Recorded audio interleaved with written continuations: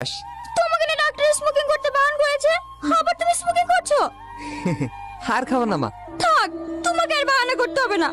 আমাকে মাফ করে দে মা, আমি আর কখনো এইসব খাবো না। তুই কাঁদিস নি মা, তোর কান্না দেখলে আমার বুকটা ফেটে যায়।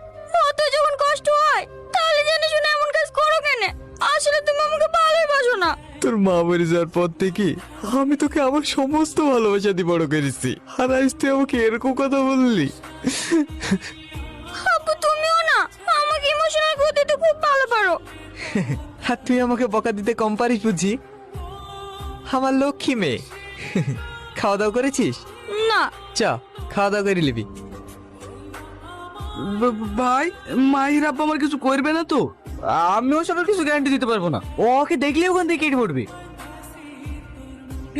এই সাহেব, ওরা তো আমাদের দিকে আসছে, কি করবো বল? তুই এখান থেকে কেটে পড়, বাকিটা আমি সামলে নেবো।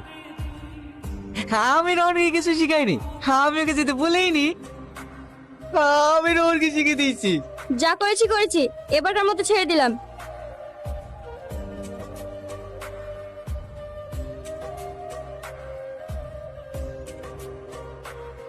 খাওয়া দাওয়া করে এসছো? মুখে কোনো কথা নেই? হ্যাঁ খেয়েছি, তুমি? হ্যাঁ খেয়েছি। হাতটা দাও। হ্যাঁ? হাতটা দিতে বললাম। এটা আমার নাম্বার, রাতে কল দিও। আমি আর কাল থেকে কলেজে যাবো না।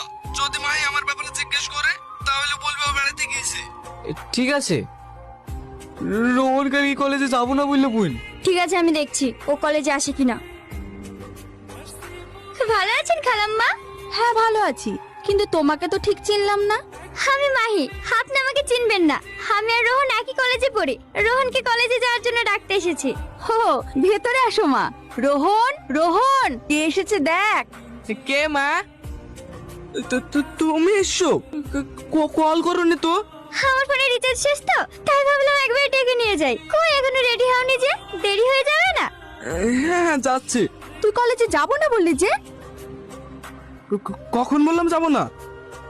এই পাগলের কথা। মা তুমি বসো, আমি তোমার জন্য চা করলে আসি। রোহন অনেক লাকি যে আপনাদের মতো আব্বু মা পেয়েছে। সবার ভাগ্যে আব্বু মার সুখ থাকে না। পাগলি একটা, আমরা তোমার কেউ হই না বুঝি? তোমার যখন মন যাবে তুমি তখন আমাদের বাড়িতে চলে আসবা। ঠিক আছে খালাম্মা, আজকে তাহলে আসি। সাবধানে যাবা, আর আমার এই পাগলটাকে একটু দেখে রাখবা।